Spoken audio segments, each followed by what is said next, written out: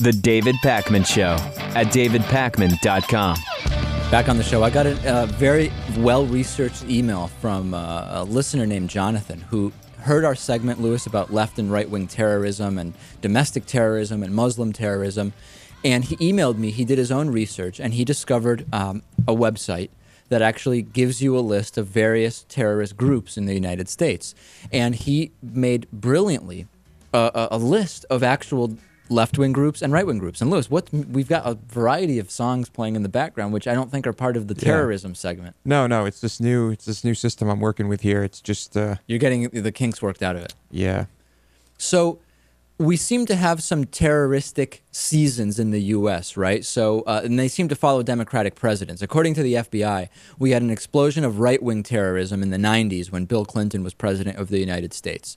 It declined very quickly after George W. Bush took office, and then, predictably, right-wing terrorism back up after 2008 when Barack Obama becomes president. That we've tracked, the FBI has acknowledged it. What is really wrong with this is that when a group of people disagrees with whoever is in power, not both sides are going to start to plan ricin attacks and various shoot-em-up type of scenarios. It's very, very specific, and it is coming from the right wing. And Jonathan got into an argument with a friend of his who argued there are actually more left-wing terror groups in the United States than right-wing terror groups. And it doesn't seem to be true. Jonathan did the research, and very, very clearly here, he made a list, and it appears that there are basically on the left, there are three terrorist organizations: the American Front, the Black Revolutionary Assault Team, and the May 19 Communist Order United Freedom Front. Okay? On the right, there's a lot. I think it's something like 17, and this list is outdated because the Georgia militiamen are not yet on this list. Some of the other recent right-wing terror incidents are not yet on this list. We've got the 1st Mechanical Kansas Militia. We've got the Mountaineer Militia, the Patriots Council, the Secret Army Organization. I mean, look at this list, Lewis.